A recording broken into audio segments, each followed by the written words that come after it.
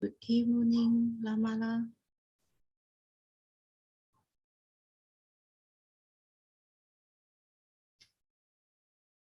Can you hear us?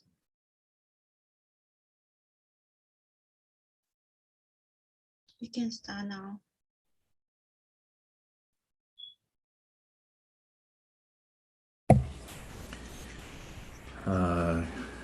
Good morning, good evening to everyone. We have a handful of people in the temple here tonight. In case this is the first time that you are joining us, especially on Zoom, know that what happens is that first I will speak. After I speak, then simultaneously there is translation in the for Spanish and for Vietnamese. So then during that time, I will be silent. So that is a good time for everyone. When it is in a language that you don't understand, that is a good time for you to just be content and to be quiet. Let this time, this hour and a half or so, be a time for the mind to appreciate and enjoy being quiet.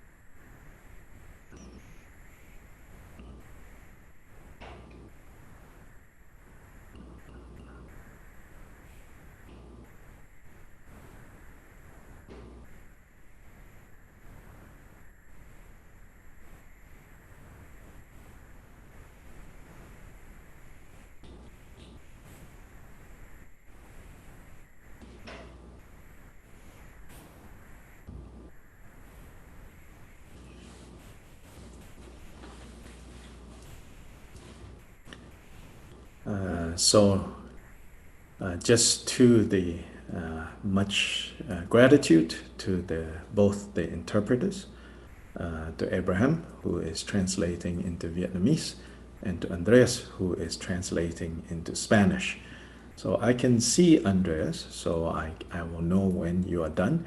And then with Abraham, I noticed that you mute and unmute, so I will pay attention to that. Once you start muting, that means you are done.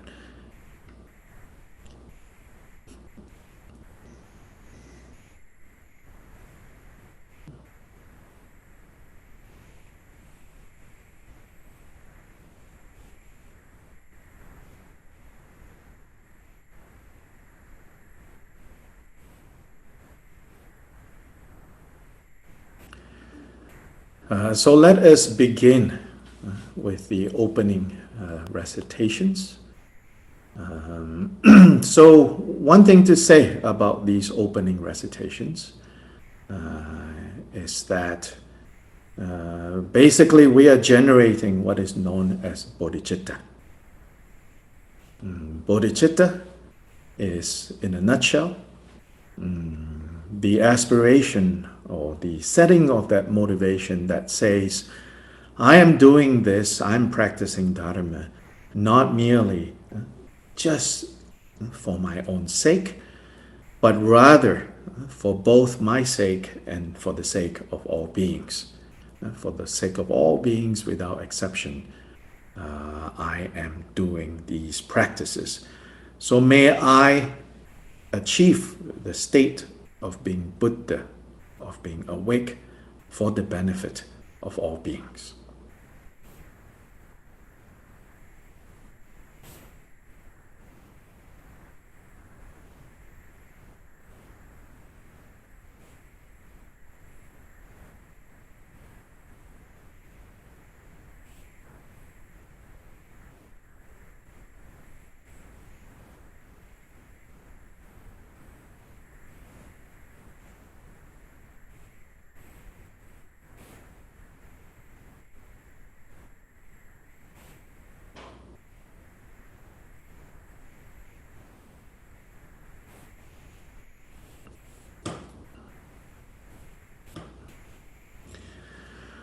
So for the benefit of all beings, right?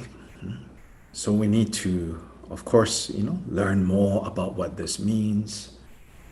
How, by being Buddha, is when we really can be of benefit to all beings. So we should learn more about this topic. Then also in this opening recitation, when we say we take refuge in Buddha, Dharma, Sangha, what we are actually saying, right, is I will walk the way that Siddhartha walked. I will follow. I will practice the same practices. I will cultivate the same virtuous, skillful states of mind, just as Siddhartha did, just that all the awakened beings of past, present, and future did, are doing, and will do. So these recitations at the beginning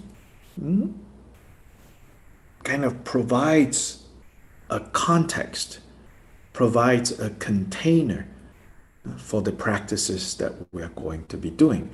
And in particular, in these 16 steps of Anapanasati,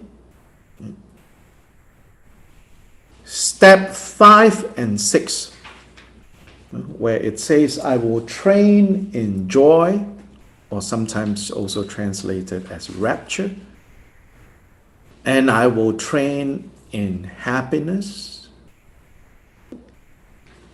Step 5 and 6 is related to this opening recitation. Because it's not saying, that joy and happiness will magically fall from the sky when you get to step 5. It says, I will train in arousing joyful mind. And then I will train in arousing happy mind. So joy and happiness, there are all so many types of joys and happiness. And so we also got to be careful what kind of joy, what kind of happiness we're arousing in step 5 and 6. So what kind of joy and happiness is the joy and happiness that is in the opening recitation? 2 points in the opening recitation. I am doing this not just for myself, but for the benefit of all beings. And I am following in this way that so many others have walked, that I'm in good company. I have joined the ranks of bodhisattvas, and I'm walking to this freedom, and I'm walking to this freedom that will also free others. That is the joy and the happiness that we will then pull out when we arrive at step 5 and 6 of the 16 steps. And tonight, we will have an overview of the 16 steps, and then we will start looking at the first 4 steps.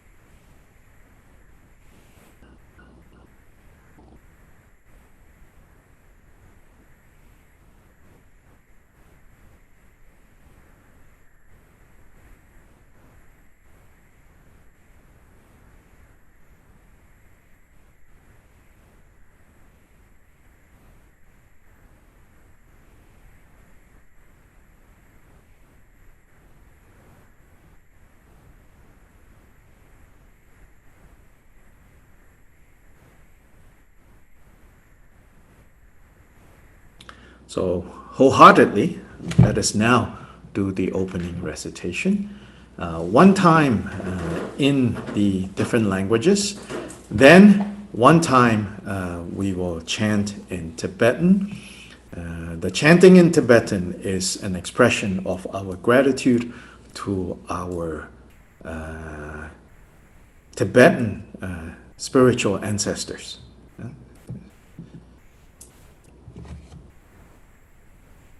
All sentient beings, especially those enemies who hate me, obstructors who harm me, and those who create obstacles on my path to liberation and all-knowingness, may they have happiness and be separated from suffering. I will quickly establish them in the state of the most perfect and precious Buddhahood.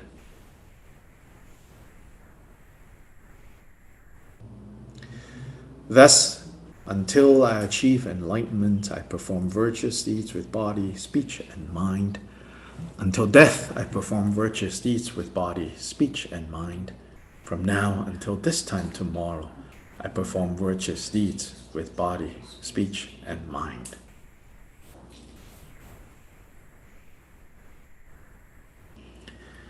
In the Buddha, Dharma, and the Sangha, most excellent, I take refuge until enlightenment is reached. By the merit of generosity and other good deeds, may I attain Buddhahood for the sake of all sentient beings.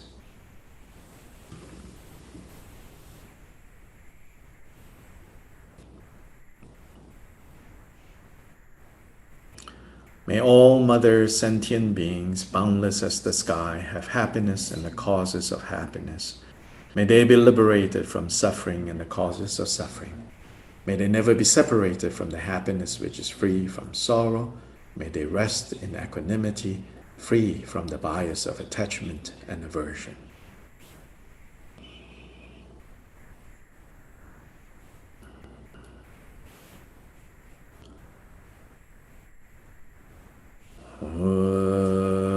Dala dhawa jebe dra nobar jebe gek tarba dan tamje gembe baridu chobra jeba tam jege so jebe manangkadan nyambe senjen tamje dewa dan ten dunya dan der nerdu lana me bayan dabra zobe Chanju Rinpoche Tobar De Du Sang Ma Gege Bardu Lunga Isum Gewa Lago Ma She Bardu Lunga Isum Gewa Lago Du Derene Sunde ne ma tsam da samge bardu lunga yizum ge wala go sanje jodan soge jonam la chanju bardu dhane gyabsu ji dhage jinsu gebe sonange Drola pencher sanje drubra shu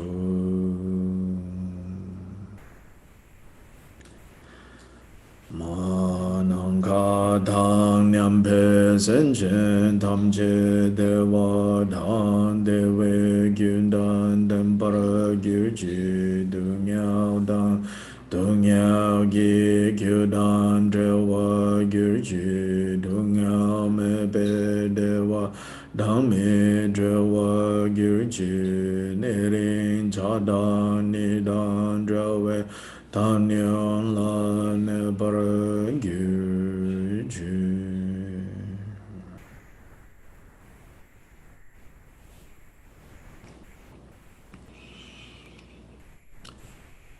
Okay, so now we will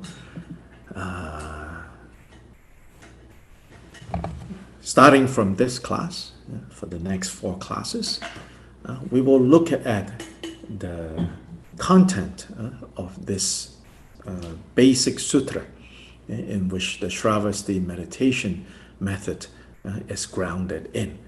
The name of this basic sutra is the mindfulness of breathing. So Anapanasati Sutta.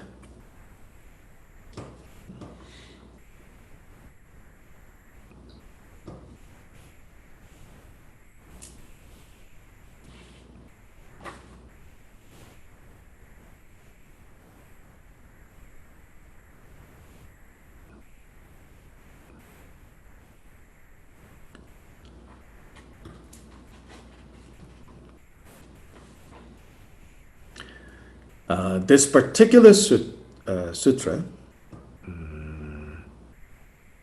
the version that we are using is found in the Pali canon. It's recorded in the Pali language. Pali being one of the two ancient Indian languages for recording Buddhist teachings, the other one being Sanskrit.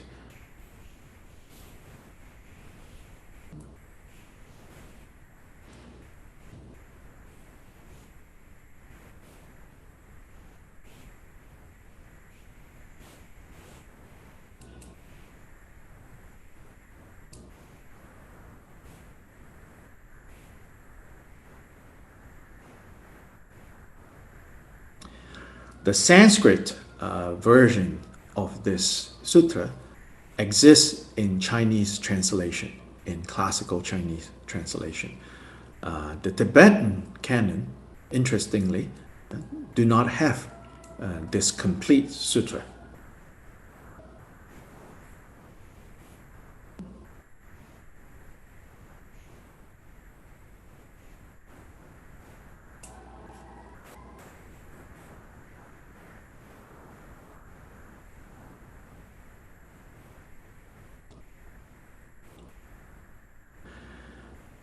In the Pali canon, this sutra is found in what's known as the middle length sayings, the middle length teachings in the Majjhima Nikaya.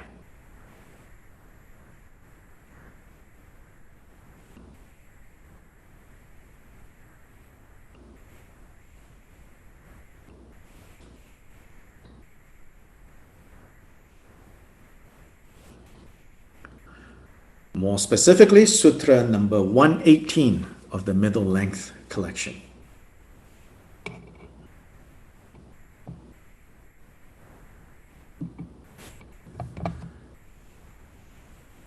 Now, although this particular sutra is not, apparently wasn't translated into Tibetan, the core of this sutra, which is the 16 steps of how to use breath in these 16 steps, that sequence is found not only in this sutra, but in many other different sutras, in many other different places. So that it does exist in Tibetan translation.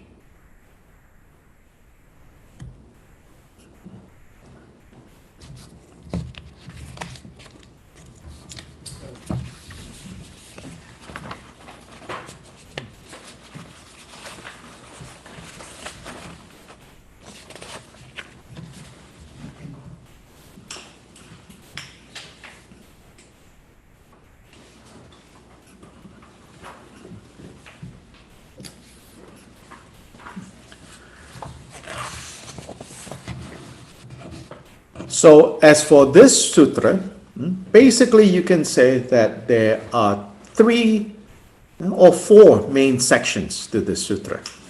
The first section is the introductory section, where it gives you kind of the context. Like when did the Buddha teach this? So it gives you the context. So that's the first part. Second part of the sutra is the main part, which is the 16 steps. So that's the second part. Then the third part is the section where the Buddha taught how to relate the 16 steps, mindfulness of breath, to this list called the 7 factors of awakening. That's the third section. Then the fourth section is, you could say, conclusion.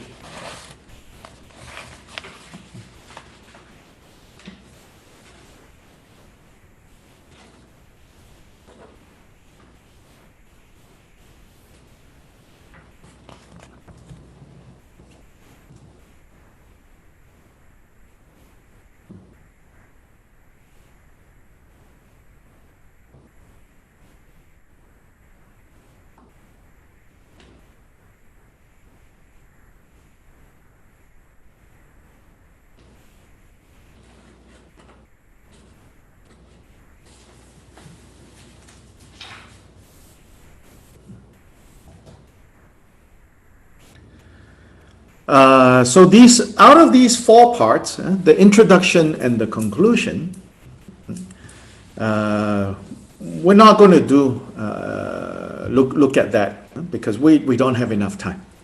Yourself, you can read that. Mostly what we're going to focus on is the second part and the third part. So again, remember the second part is the 16 steps with regards to mindfulness of breathing. Mindfulness of, or more literally, mindfulness of inhalations and exhalations.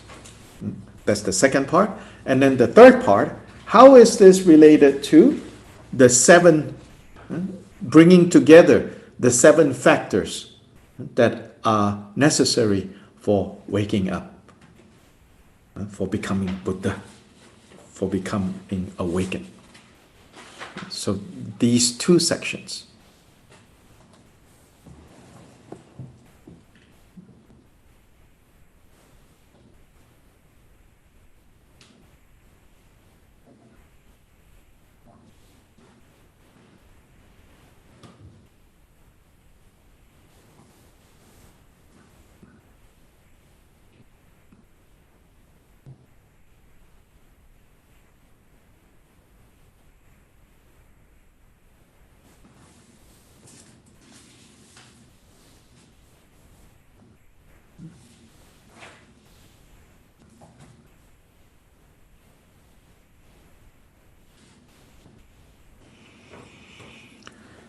Within the second section, which is the main section, right, the 16 steps that is involved in this mindfulness of inhalation and exhalation, within there, you can say that there are 2 parts.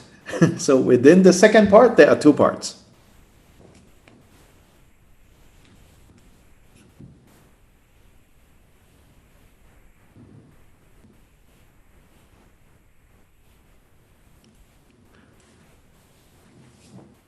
In these 2 parts, first part is the 16 steps, the Buddha teaching the 16 steps. The second part is the Buddha explicitly matching the 16 steps to what's known as the 4. The 4, right now, how do I want to translate this? The 4 normally is translated as the 4 bases or the 4 foundations of mindfulness. In Pali, Satipatthana, the 4 Satipatthanas. But as you will see, that translation is not so. You can say they are the 4 bases of mindfulness, but there's something more going on. So all I'll say right now, maybe I'll just use the Pali, the 4 Satipatthanas. Sati, mindfulness. Patthana. Sati, actually is Sati Upatthana, but Satipatthana are the. So the second part is the Buddha then showing how these 16 steps correlate to these 4 topics.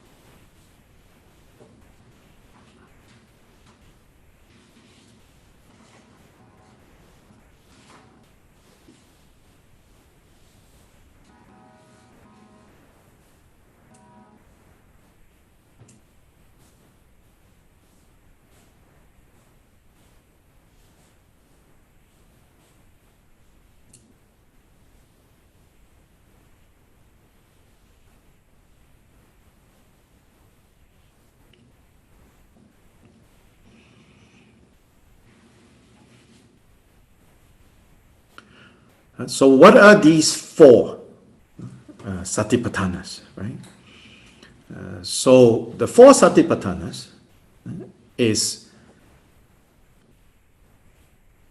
looking at four areas of our experience. Looking at four areas of our experience. And what are the four areas? So you might want to write this down. It'll be easier if you write this down. Yeah? And the four areas are, first, what's known as body, then feeling. Feeling is sometimes translated as sensation. So don't worry, I'll elaborate on this. So body, feeling or sensation, mind, and then phenomena. These are the four.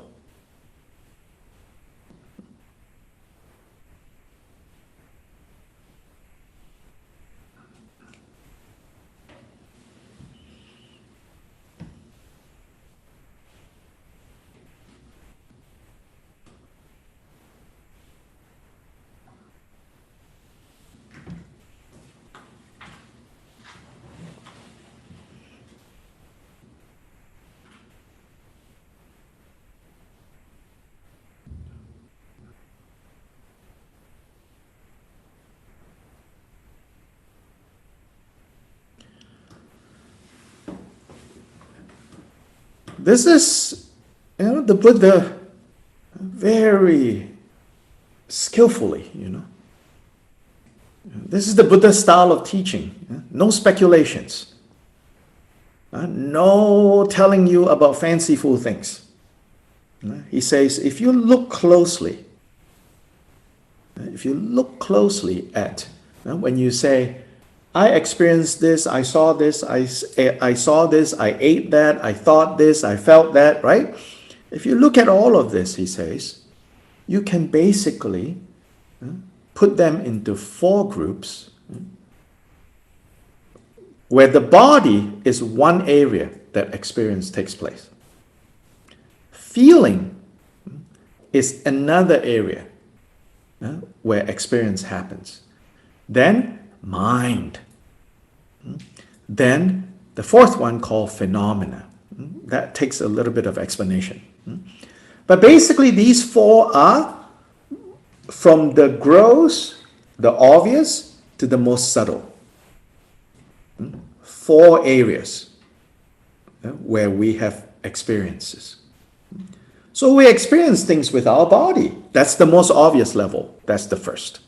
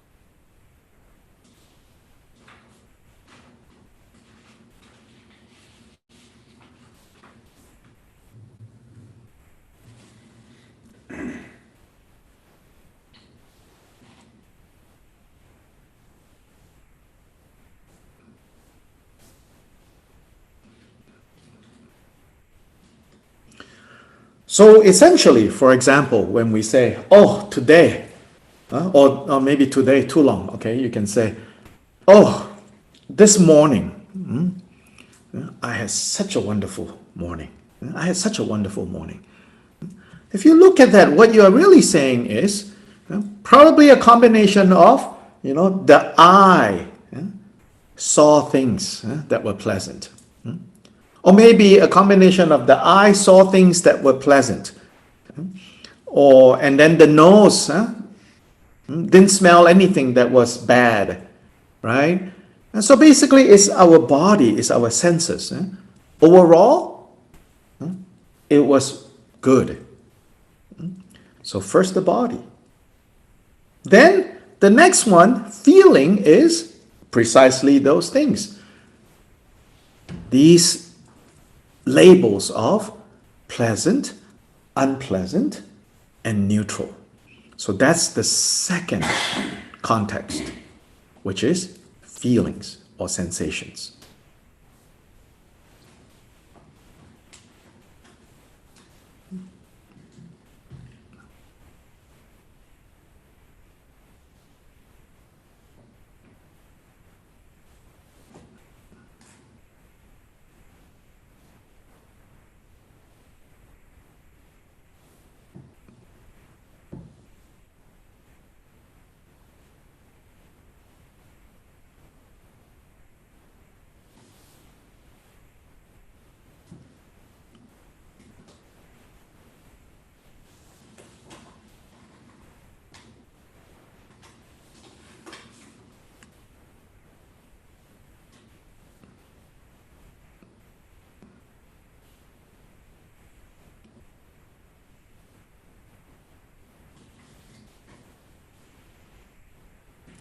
Then, more subtle than these feelings is the next context to look at our experience, which is it's mind. What's having these feelings? It's mind. So now we go into the third context, more subtle now.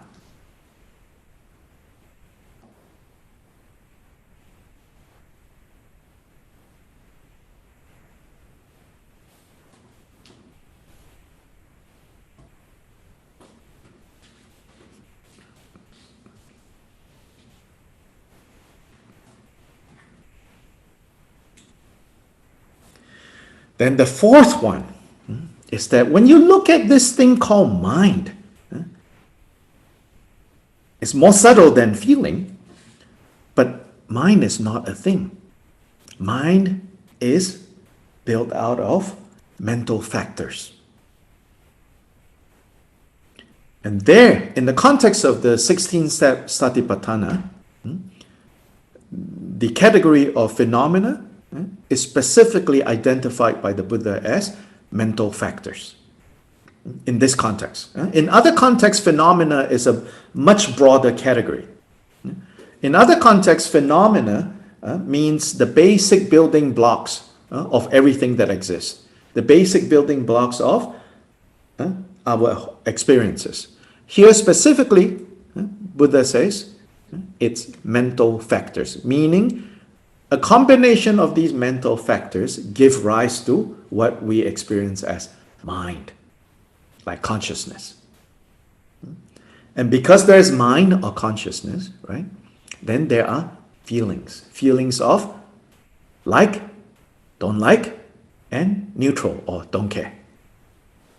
But because of having these experiences of like, and don't care, then the whole kind of gross level of sense experiences come into focus.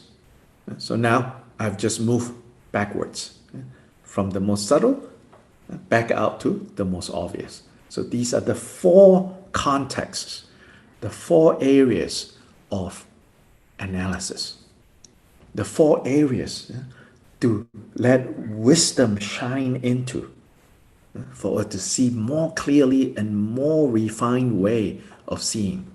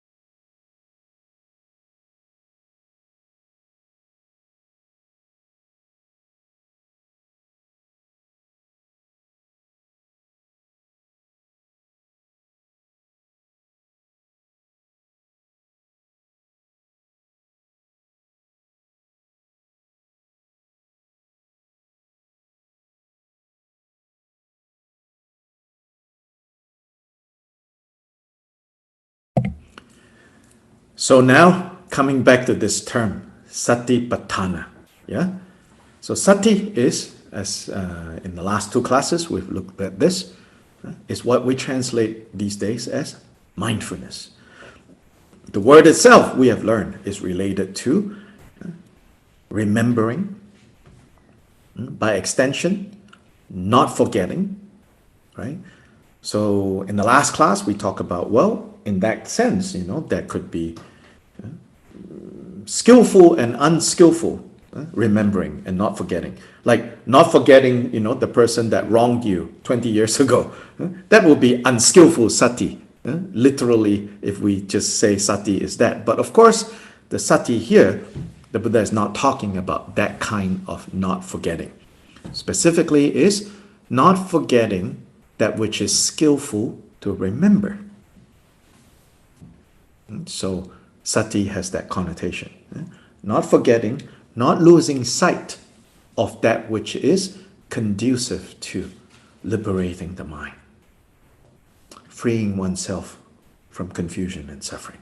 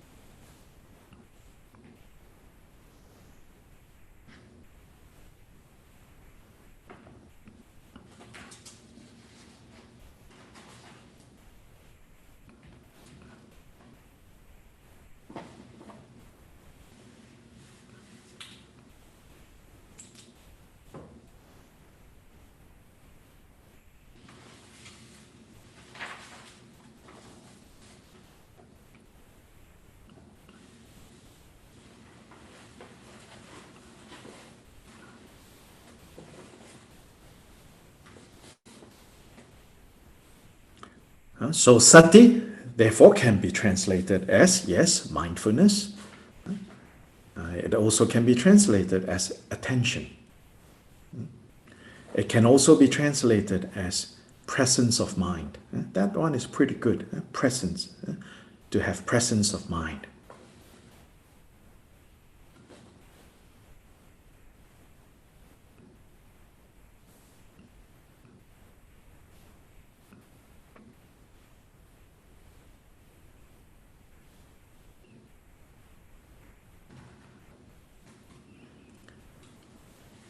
Attention here is the opposite of distraction. So not like, military attention, not that kind of attention. Yeah? Attention here is to refer to the opposite of lost in your thoughts, lost in your worries, lost in your planning. So you have attention and you are present. So that's sati.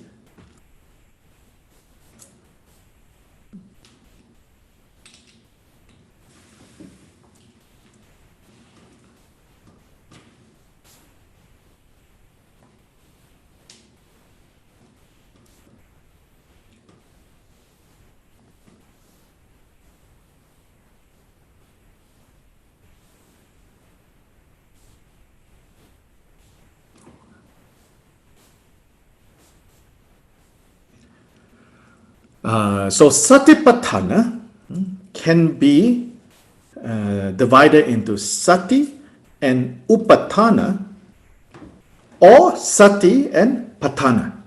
I don't know, Pali grammar or anything like that. Yeah, so I cannot explain very detailed. But basically, satipatthana can be broken down to either sati upatthana or sati patthana.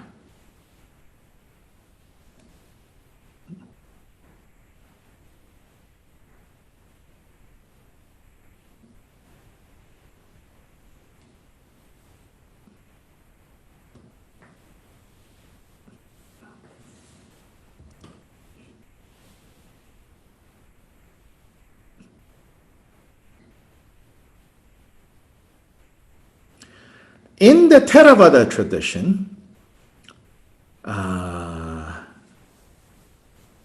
it's often now translated as sati and patthana. And that is where foundation or basis of mindfulness, that translation. So patthana means like foundation or basis. So if you translate sati patthana as foundation of mindfulness, the emphasis is on the object. That means those four things: body, feeling, mind, and phenomena or mental factors. So the emphasis is they are the foundations. They are the basis for having sati. That is sati patthana. So Theravada tradition, due to the commentaries found within their tradition, they have tended to explain satipatthana in this way.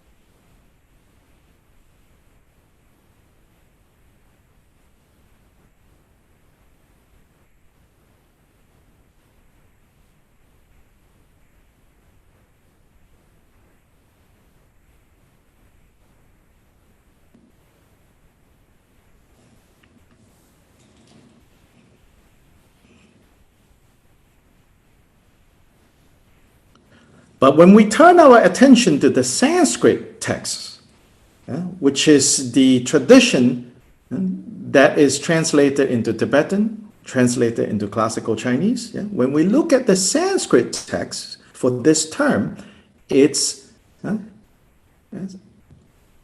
smrityu patthana. Smrityu patthana. There, from the Sanskrit text, we know that it is the equivalent of sati upatthana, not patthana.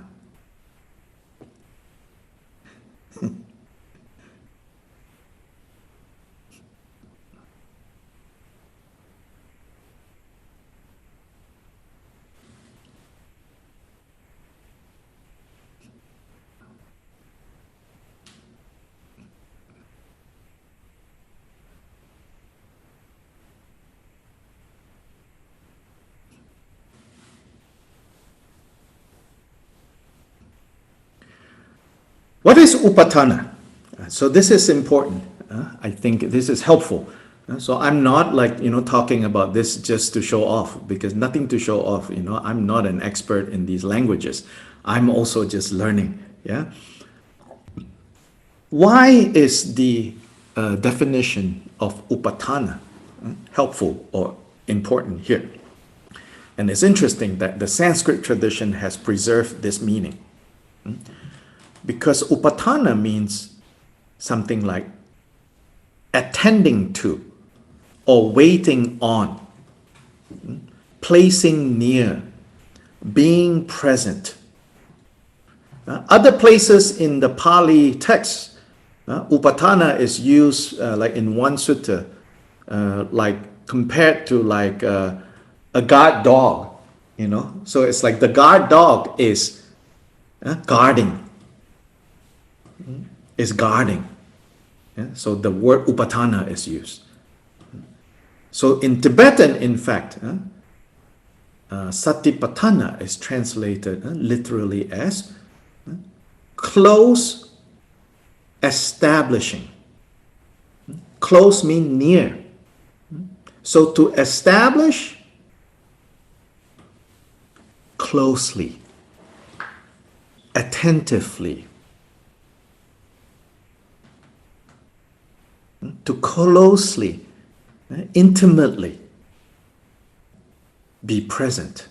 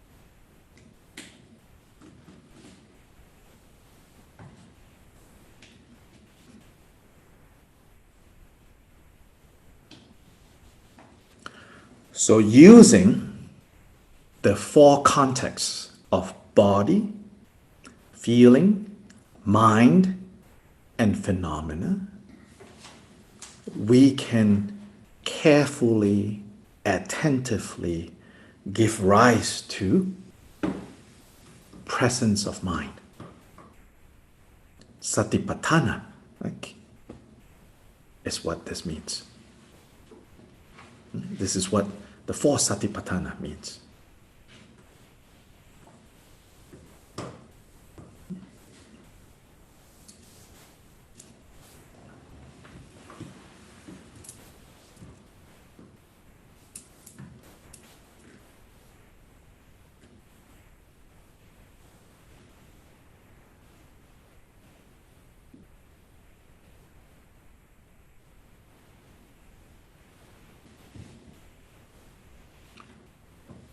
Yes, so this explanation emphasizes the doing part rather than the object.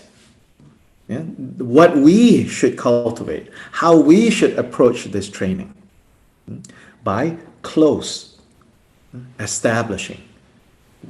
By close, that means by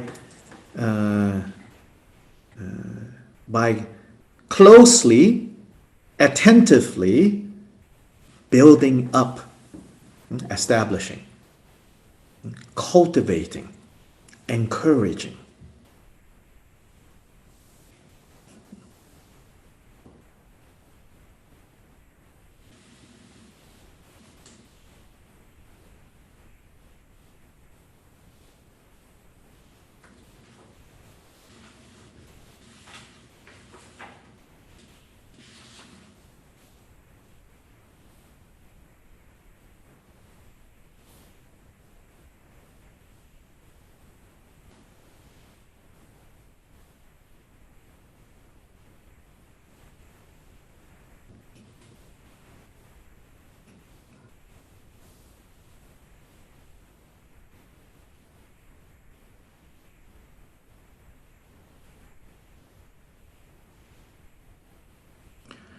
So interestingly, two of the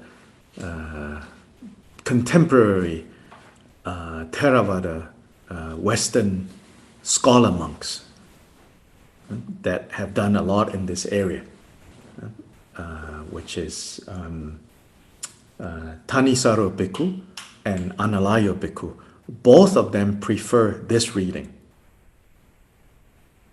rather than foundations of mindfulness, the establishing of mindfulness by way of contemplating these four contexts: body, feeling, mind, phenomena.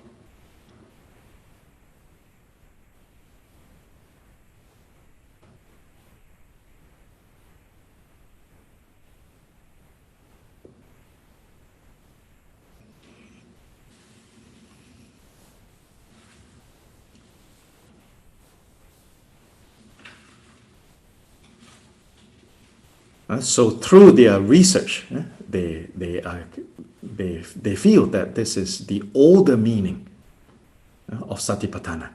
So interestingly, this meaning is preserved in the Tibetan tradition and in the Chinese tradition, in the northern tradition, what we call Mahayana. So even though, sometimes we say, Mahayana people don't practice this. Well, it has been kept, this understanding, in the Tibetan tradition, in the Chinese tradition.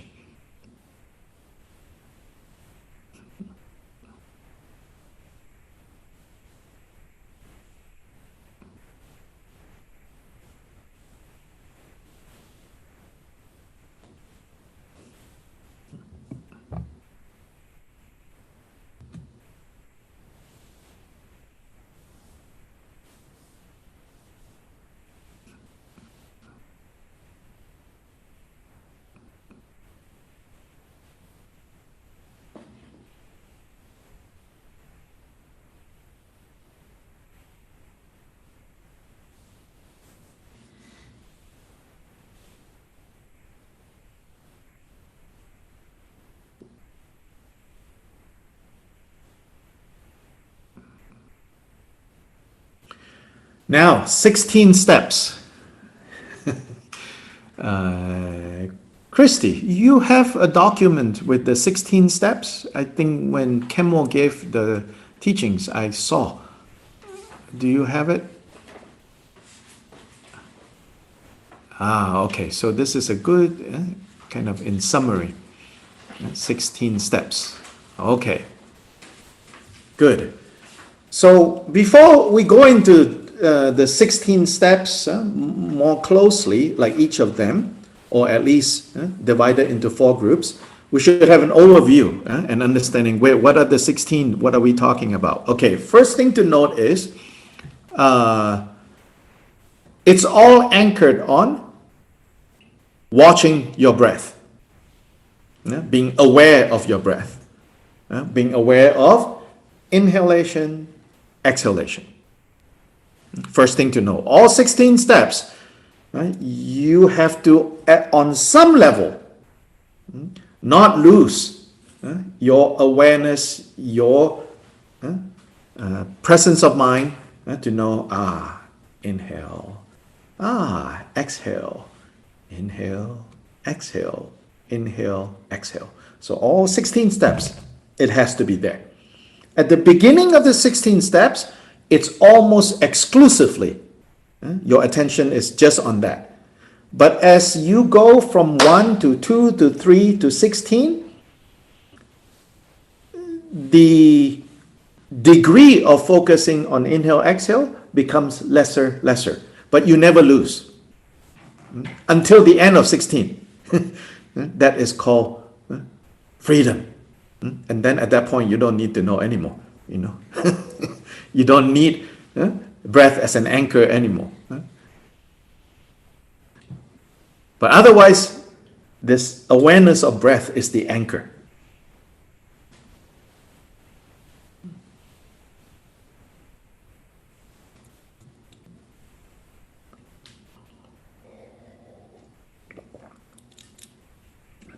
So it's in our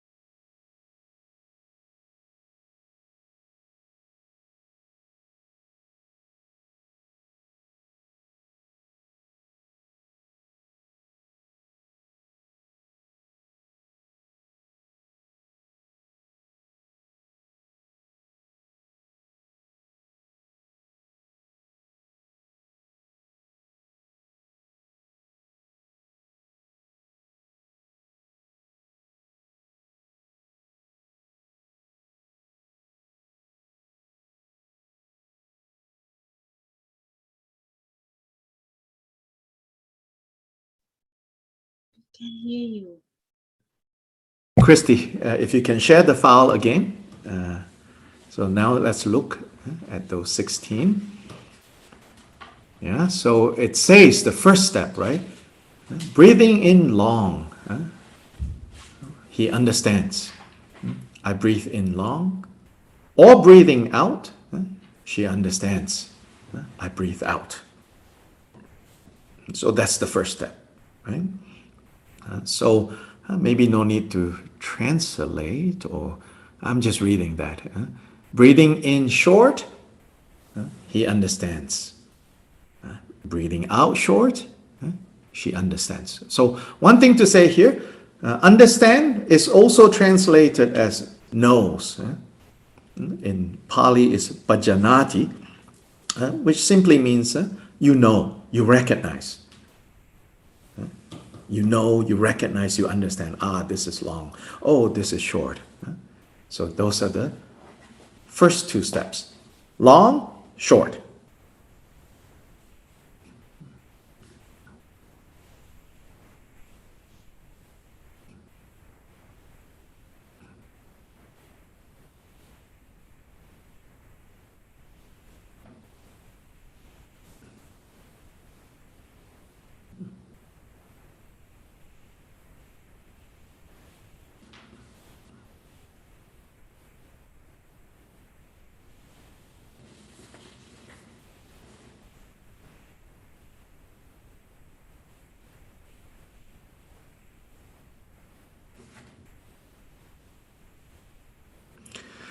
Then step 3, he trains thus.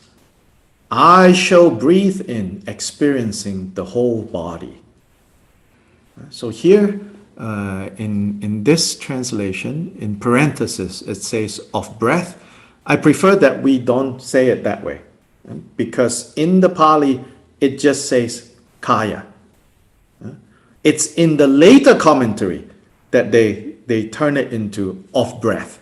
So we should just leave it as, he trains thus. I shall breathe in, experiencing the whole body, and I shall breathe out, experiencing the whole body. That's enough. This is literally what the Pali says.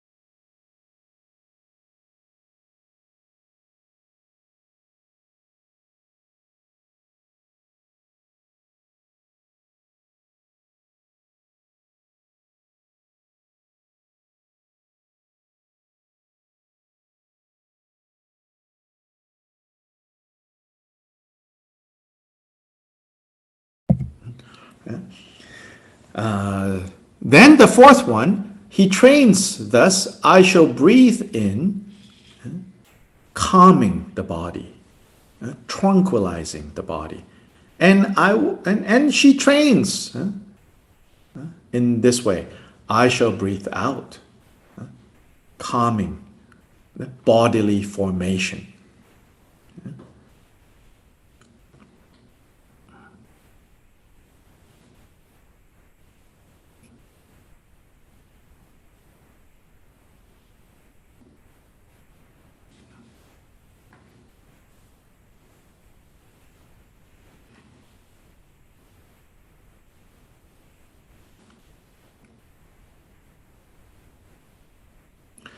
The next, so these first four is linked with the first of the four contexts, which is body. So this is the establishing of attention, of presence of mind, anchored on body. These first four. Then the next four is anchored on feeling. So let's look at the next four. So here it says, he trains. I shall breathe in, experiencing joy. And breathe out, experiencing joy. Then 6, breathe in, experiencing pleasure or happiness is another translation. And breathe out, experiencing happiness. So that's 5 and 6.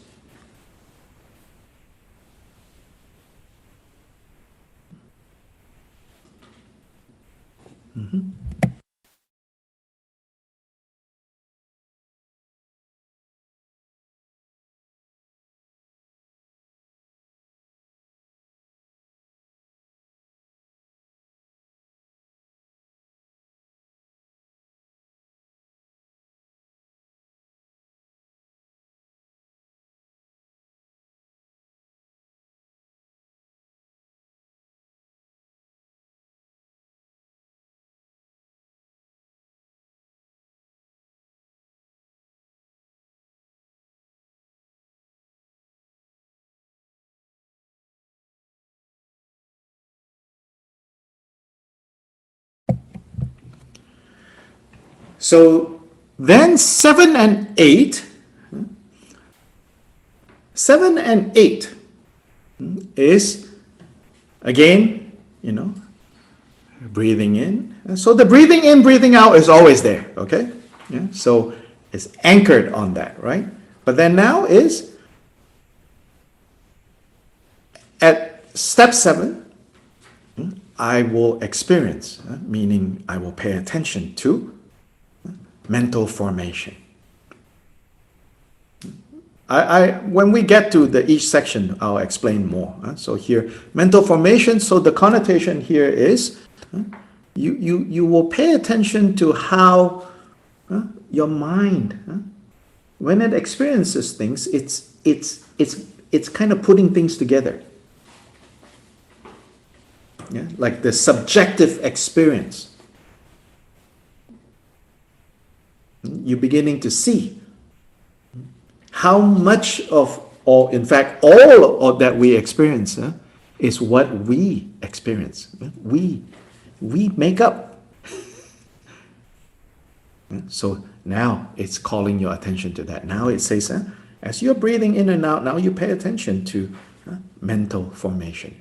Then 8 is, I will calm these mental formations. So the connotation is, mental formation is a very busy, very sweaty, very exhausting, very stressing activity. So that's why in 8, now, I will breathe in and out with the goal of calming, tranquilizing.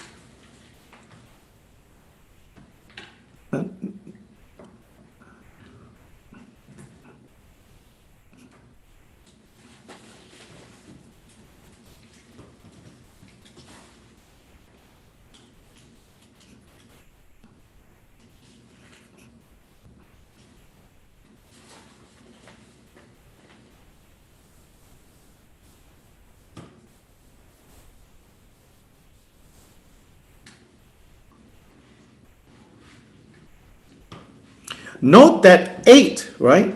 Step 8 is directly related to step 4. Because step 8 is calming mental formation. Step 4 is calming physical formation. And therefore, 7 is directly related to 3.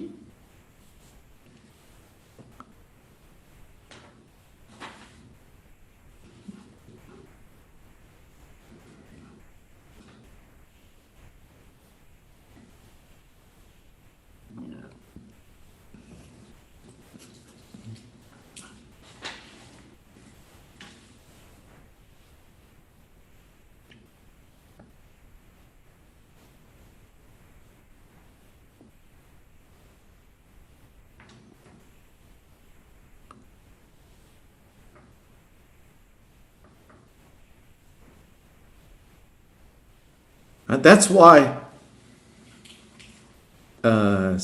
step 3, right? If it is translated as the whole body and then adding of breath, to me it doesn't make sense. Because the parallel on step 7 is mental formations. So step 3 is turning your attention to physical formations. So physical formation in step 3 is also experiencing the whole body means you become sensitized to how much work the body is doing.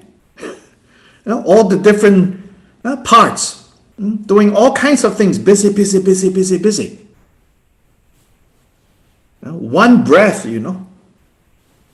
oxygen going into the lungs and the lungs changing, with all the different processes, so much work, this engine, ching, ching, ching, ching, ching, ching, ching, ching, ching, ching, ching, ching. So step 3 is to really see, experiencing the bodily busyness.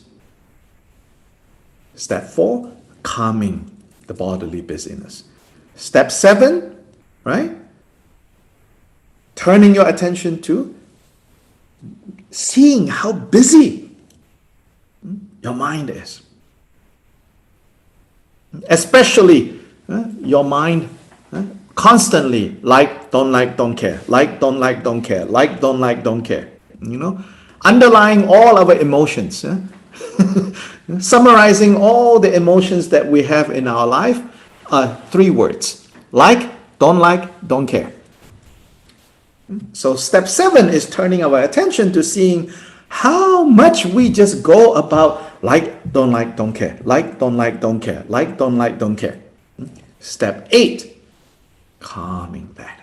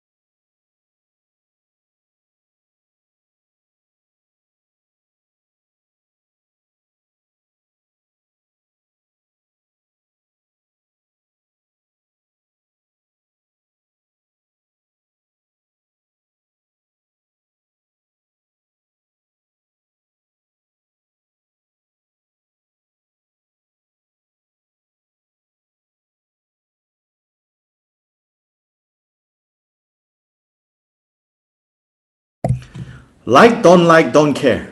They're basically the 3 poisons. Like is attachment. Don't like is aversion. Don't care is ignorance or confusion.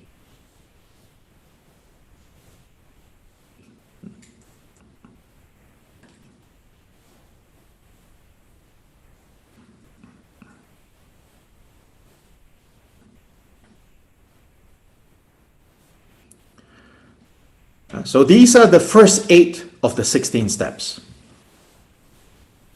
I'll reserve the next 8 for next class, because here we already have a lot. And in a way of the 16, this is a dividing line, the first 8.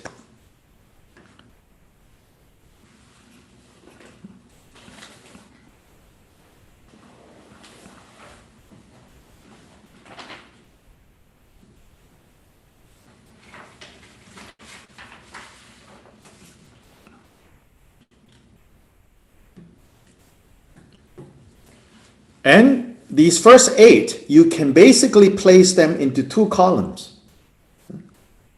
One column for learning about, turning our attention to, what is this body?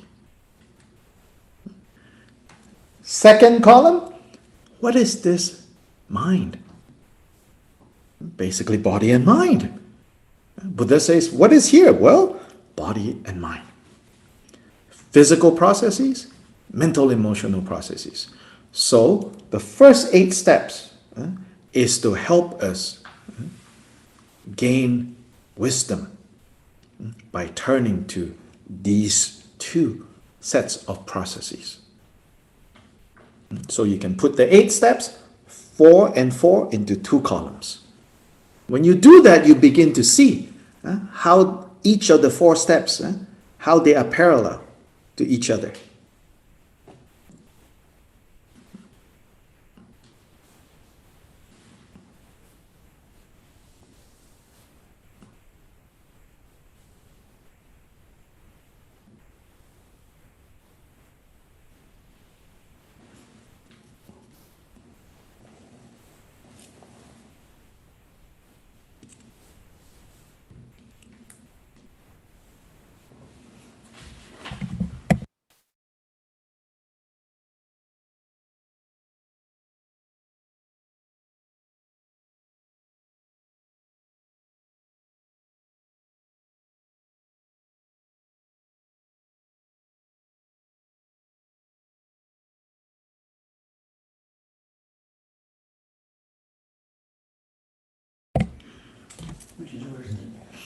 I was joking with people at the temple. I said, because we're burning some very nice sandalwood incense, very calming, very pleasant. I said, next week we should also bring some cat poop and burn some of that, Then we can directly experience like, don't care.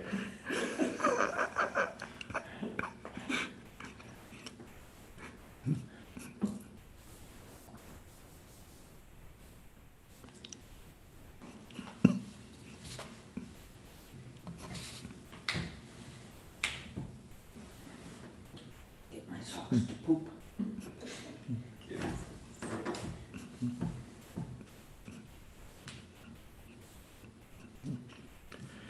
Not to be attached is not don't care. Don't care is ignorance.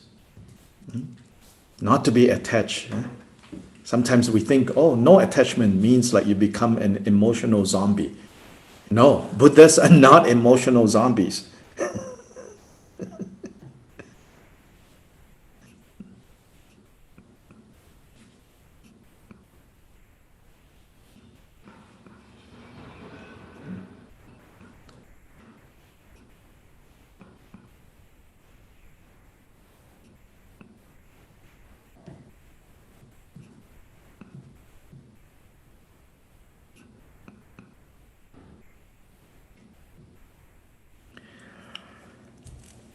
So these 8, right? So then when we look at them on 2 columns, put them in 2 columns, right? So step 1 and 2 is completely, your focus should only be given to the experience of breath. And in fact, the verb there is understand or know, right? To understand or to know. So out of the 16 steps, only step 1 and 2 uses that verb, that you should simply know, you should understand. So part of that means don't do anything else. Don't try to modify your breath. Just know, just understand. Okay?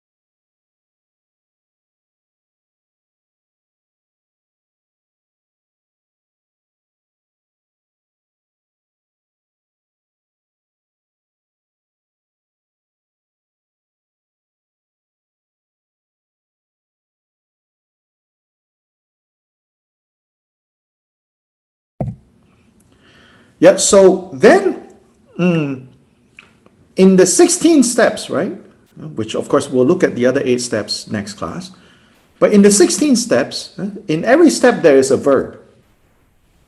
But there are only 2 verbs used, to know or to understand, and that only the first 2 steps uses that. From step 3 to step 16, it's all the verb used is train. Train. So you are doing something now. Sikati in Pali. You should train.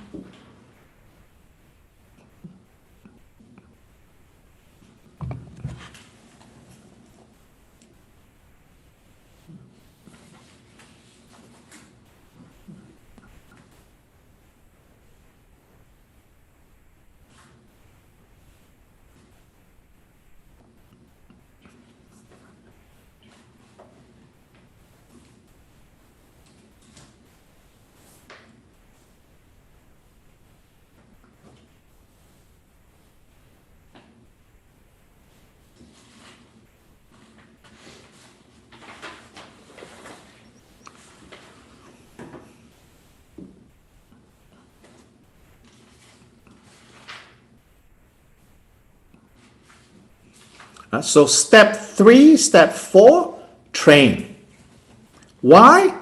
Because you're not going to naturally experience your whole body. And you're not going to naturally calm the body. In contrast to step 1 and 2. Step 1 and 2, you don't need effort, you're breathing. If you're not breathing, then no need to meditate, you know. Game over, you're already dead. Yeah, so that's why step 1 and 2, you're not really doing anything except if you're doing something, what you're doing is paying attention. But step 3 and 4 needs more effort than simply paying attention. You are deliberately now turning your attention to watch the bodily formation, the body. Here it doesn't use the word formation. But from step 7 we know it's talking about turning your attention to seeing how busy the body is. That's 3. 4, now that you see how busy the body is, how stressed the body is, how inflamed the body is, step 4, now you need to train to calm it. To calm it.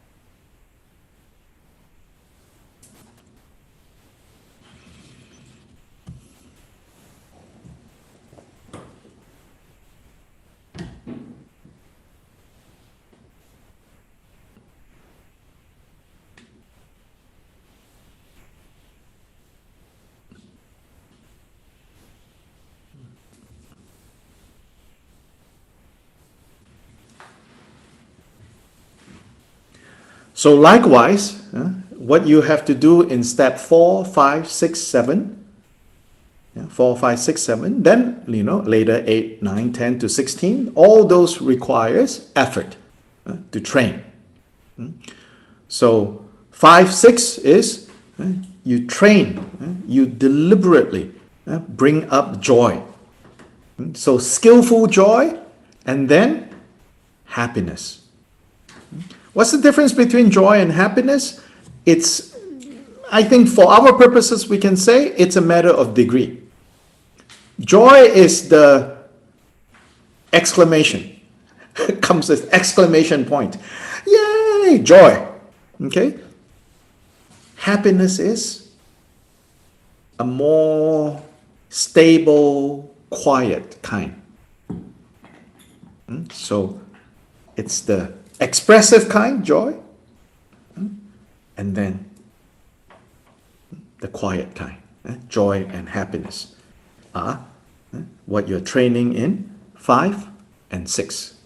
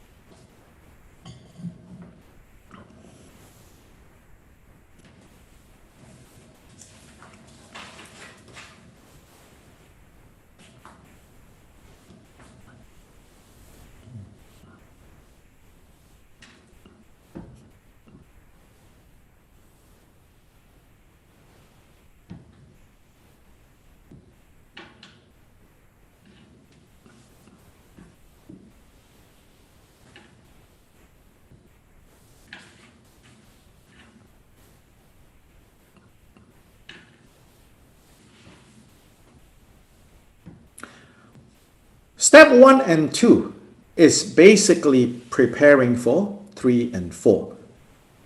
5 and 6 is to prepare for, 5 and 6 is to prepare for 7 and 8.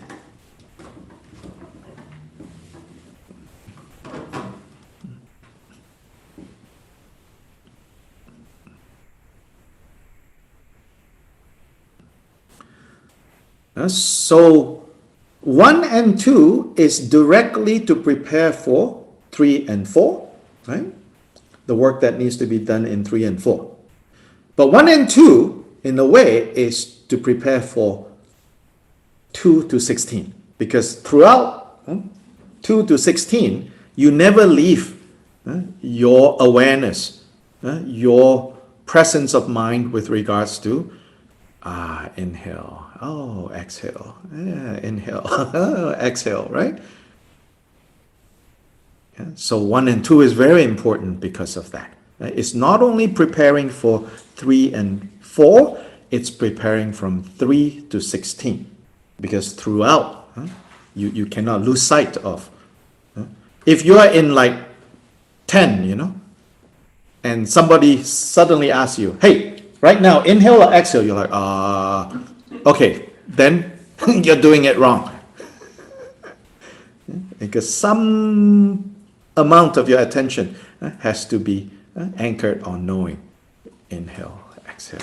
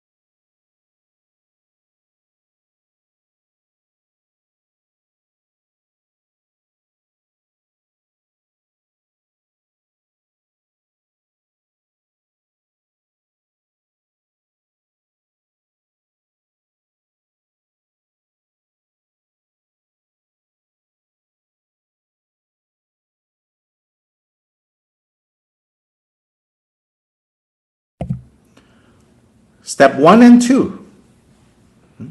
By simply turning our attention to breath.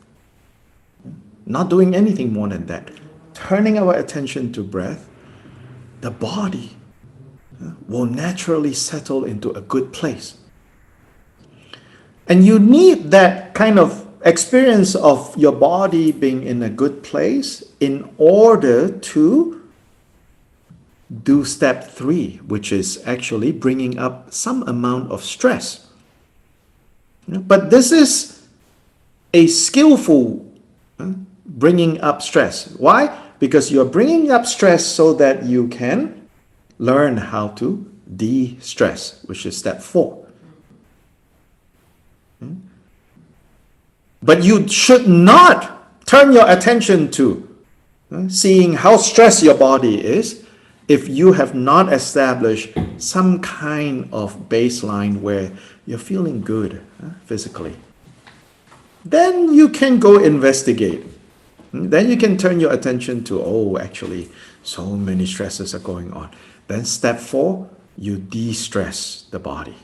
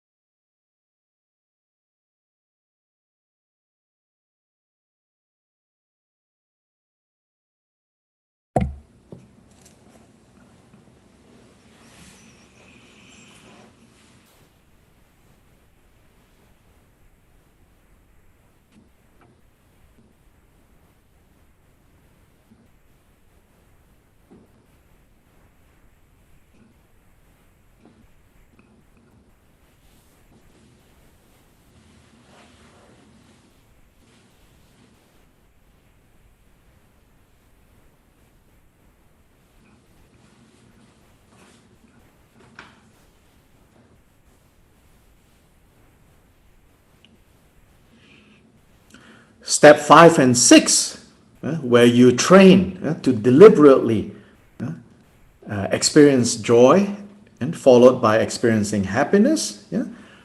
That again is the equivalent of the body part. But here you have to put effort to bring up joy and happiness. And this is necessary as the safety net for doing step 7. Because step 7, now you're going to turn your attention to seeing how busy your emotions are, how busy your mind is, the mental formation. So without first setting your mind in a joyful, happy state, right? And if you don't have that as your safety net, yes, you can still look deep into your mental turmoil, your emotional turmoil, but it can kind of derail you. It can take you into a dark place. Then you have no chance to go to the next step, which is to calm the mental formations, to tranquilize mental formation. So this 5 and 6 is important before you get to 7. When you get to 7, then you see the stresses of 7, then you let go of the stress and you train in step 8. Tranquilize, calming the mental stresses.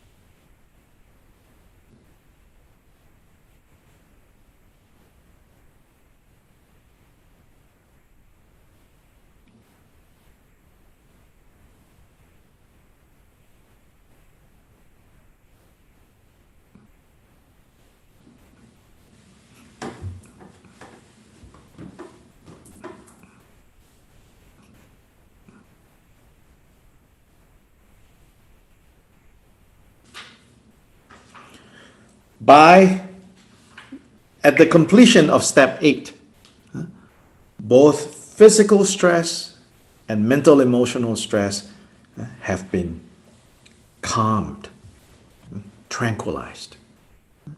Not the way that we, in our confused way, de-stress. Because those type of de-stressing, right, has no insight, no understanding of where the stress comes from. So when you're stressed, I go for a run. Physical stress, I go to a hot tub. Right? There's no insight, no understanding. So this step 1 to 8 is achieving the de-stressing of body and mind through understanding and through breath. Then 9 to 16 is working on uprooting the cause of the stresses. That's 9 to 16.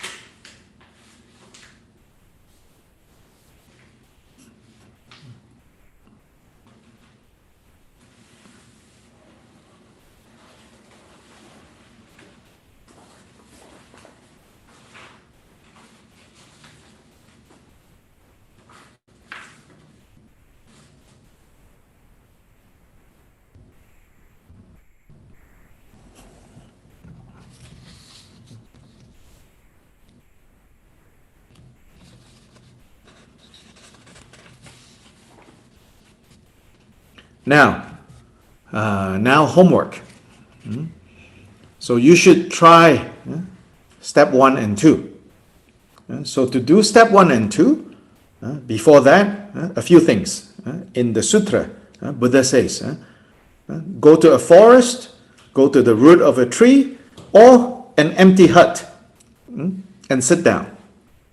So basically those 3 places in the Buddha's context is basically go to a place that nobody will be disturbing you. So you don't have to literally go to the forest, root of a tree, or empty hut. Go to a place that is quiet. So that's the first thing. Then sit. And sit 2 points. Last week I said there are 7 points, but I will emphasize 2. 1, sit in a stable way. 2, sit upright. So the Sutra mentioned these 2 points.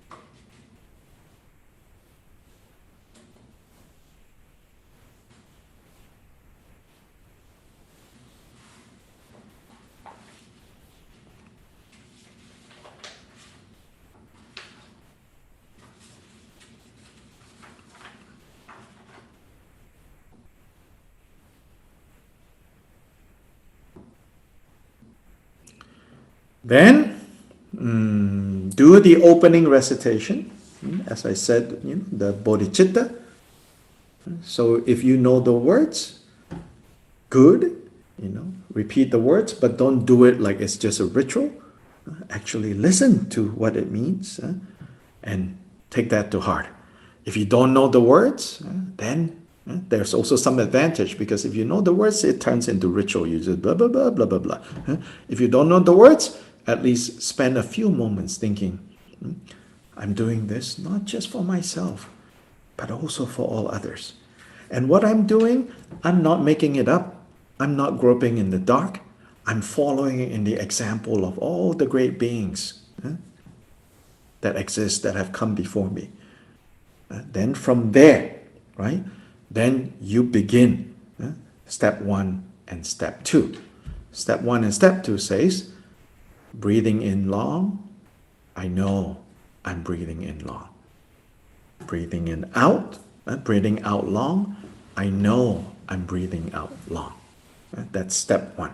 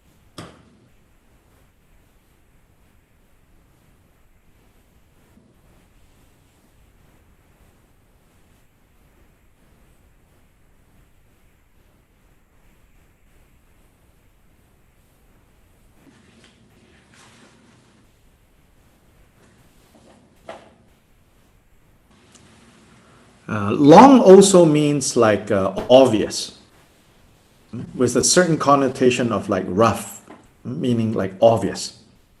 So long is not just about length, it also means like obvious. So then likewise, short doesn't just mean short in terms of time. It also means like soft, subtle.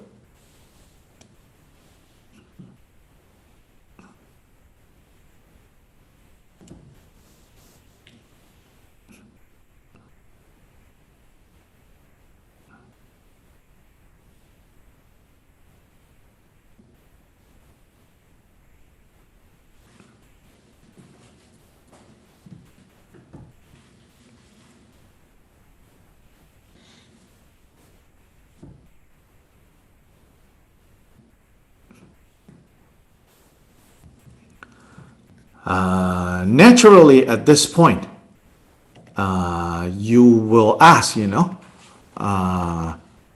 so step 1 and 2, does it mean that I have to start with making my breath long?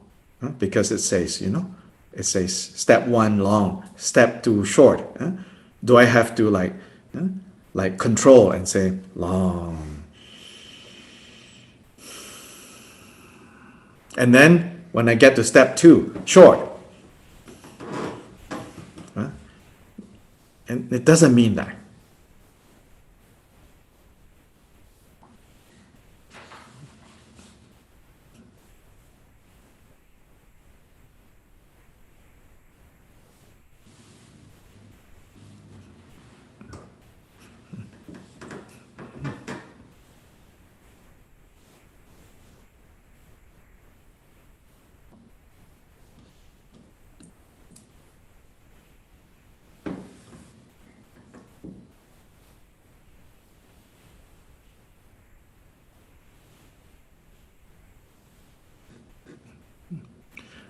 So what is going on, what it means here is this.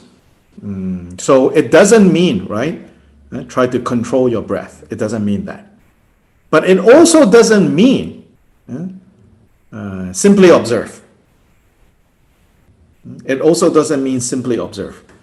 If it's simply observe, then Buddha doesn't have to say step 1, step 2. Basically, just observe. If it is long, it is long. If it is short, it is short, right? But he begins, by saying, now pay attention to breath that is long.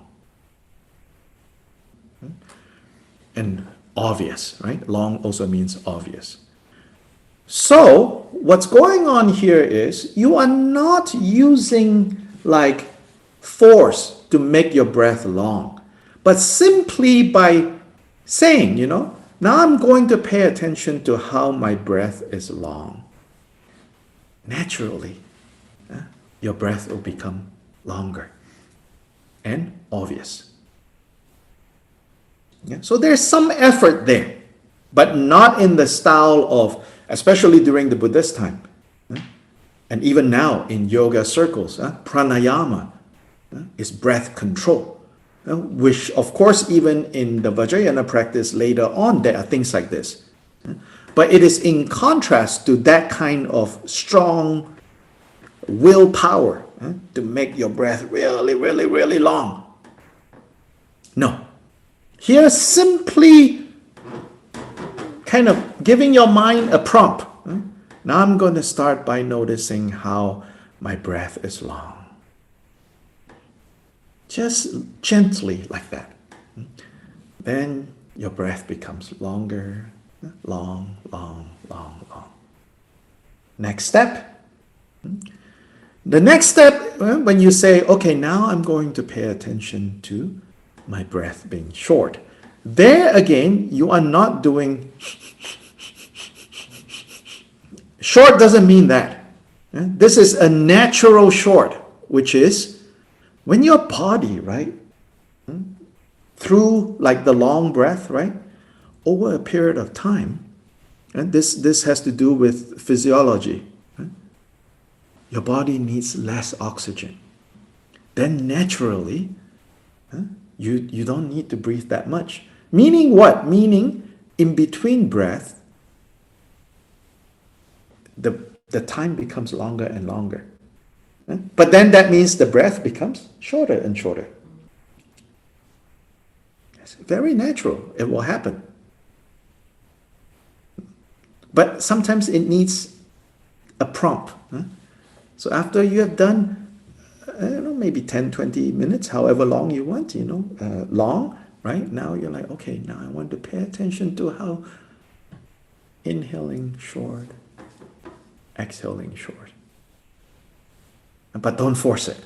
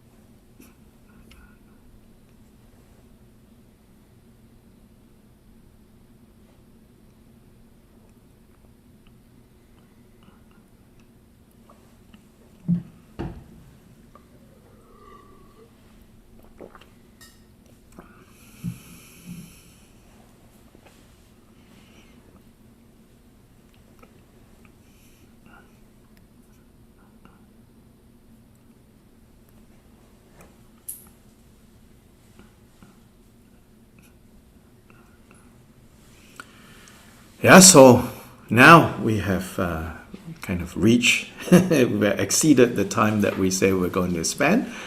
But this is such a, important topic, I think. So I want to see if there's any questions, so we can close the screen for the text, because we don't need the text now. Let's see if there are questions. One or two maybe, in case. If there's a really important question you have to ask. Or any comments?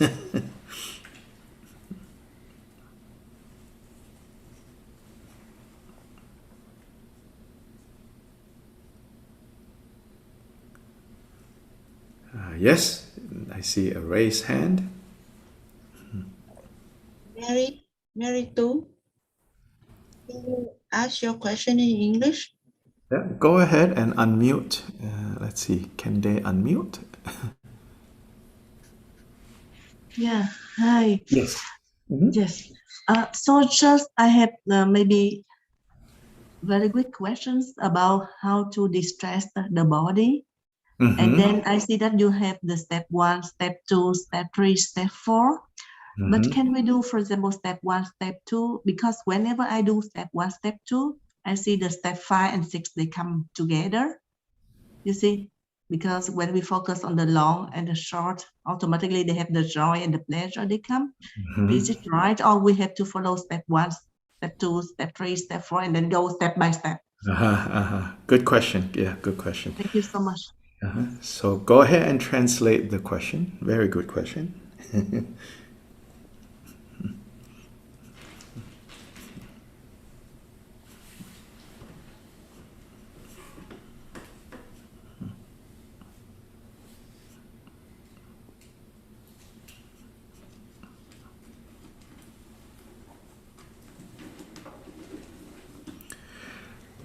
Yeah, so first of all of us, want so much to de-stress our body, to de-stress our mind.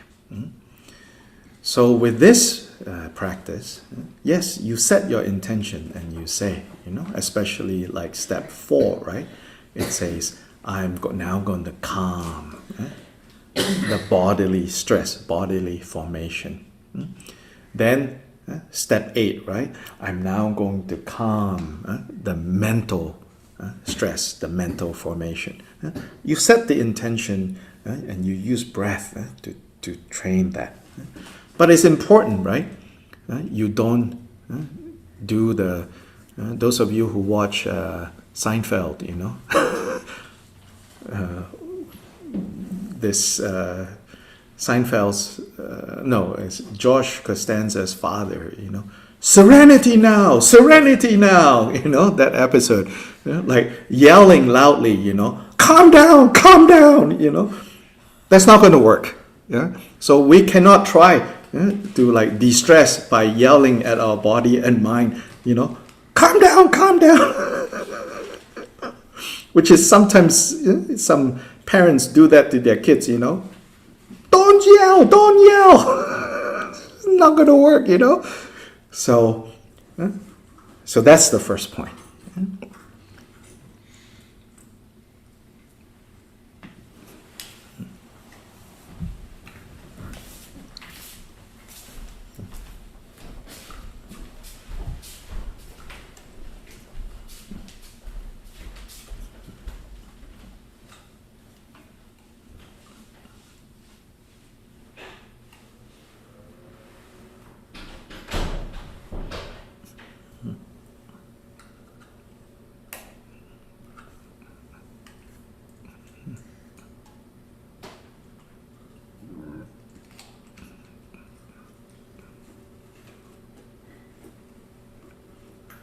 Then with regards to how joy and happiness seems to naturally arise, yes, of course, no problem. Also, you don't go, stop, you're not supposed to come yet. Yeah. So if joy, happiness comes up, You're like, no, sorry, I'm in step 2. Can you just wait over there? No, no, no. You experience the joy and happiness. But you want to, again, kind of like, okay, now I'm going to go to step 3 because I want to begin to turn attention to, paying attention to this body, to experience, turn our attention to the stresses of the body. In fact, if you have joy and happiness in the background, it's good. Then you do not need to panic or become depressed when you see how much stress there is in the body. So it's, in fact, it's very good. But it's also good that we follow the steps. But key thing is, don't be rigid.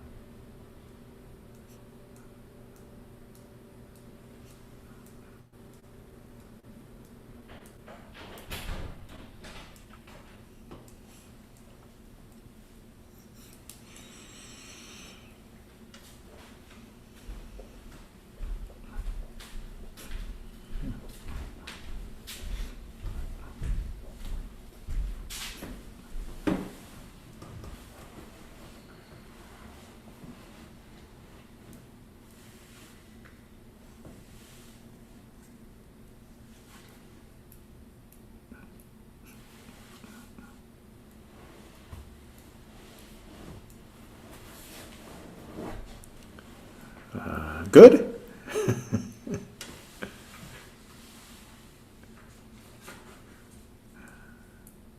Are you clear about the homework?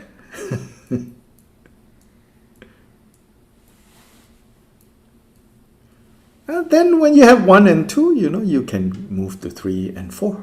Yeah. Yes. Cusco.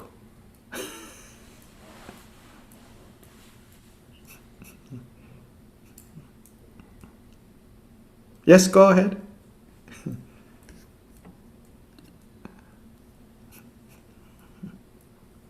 Okay. Hi, Dr. Lee. Thanks. It's just to be clarified about the things that I brought. I understand that the steps 3 and 7 are related to the body, and the 4 and 8 are related to the mind. No, no, no. Is that correct? No. 3 is body, 7 is mind. 4 is body, 8 is mind. They're just parallel.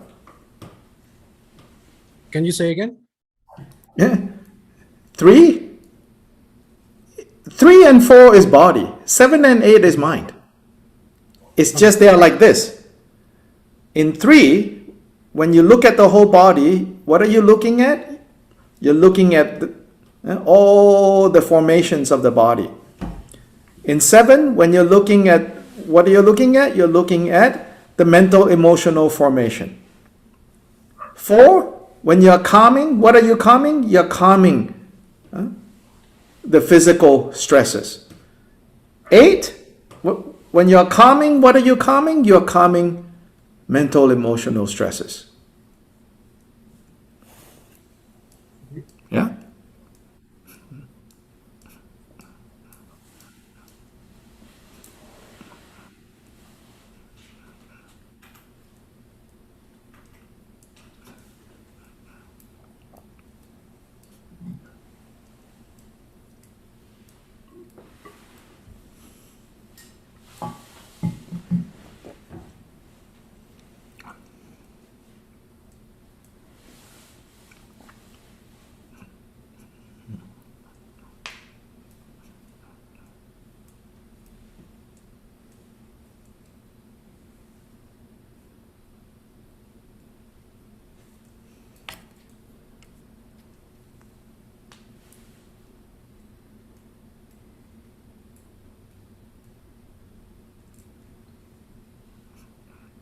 Yeah, 1 to So 4. 7 and 8 are mind.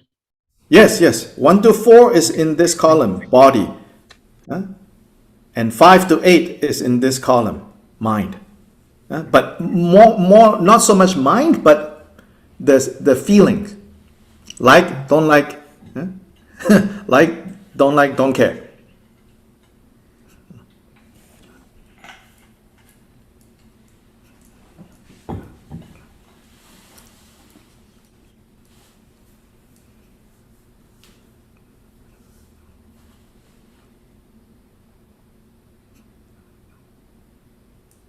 So 1 and 2 sets the stage for 3 and 4. 5 and 6 sets the stage for 7 and 8.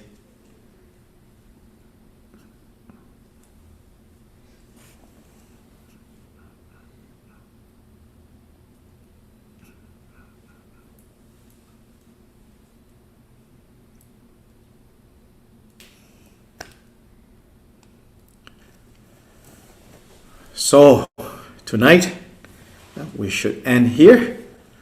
Now, next week when we start, because you have done some homework, then maybe you have questions. So next week, maybe we should start with questions, okay?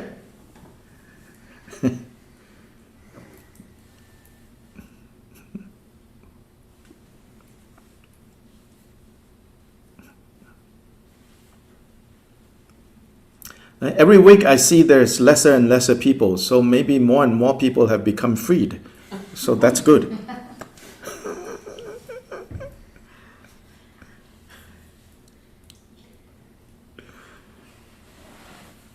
Hello, Dr. Lee. Yes? I just have a quick question. I Oh, don't okay. have the PDF. Yes, I don't have the PDF of the system steps. Where should I get them? In English? Yes, in English. Oh, somebody can share the link on the Digong Dhammakirti website. Is the Sutra that is translated. Okay. Yeah. Okay. Thank you so much. Sure, sure. So let's do dedication. The dedication is the simple bodhicitta dedication. Changchu sem chorim poche ma ge ba nam ge gyuji ge ba nyam ba me ba yang gong ne gong du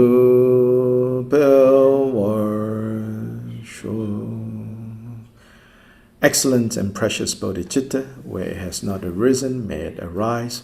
Where it has arisen, may it not decline, but increase higher and higher. Okay. Good night, good day. Thank you for all of you attending, taking so much time out of your schedule. Everybody else. Tata, thank you. Yes, yes. Thank you, Dr. Bye Lai. bye. Bye bye. Yes. Tata. Thank you, Dr. Lai. Muchas gracias.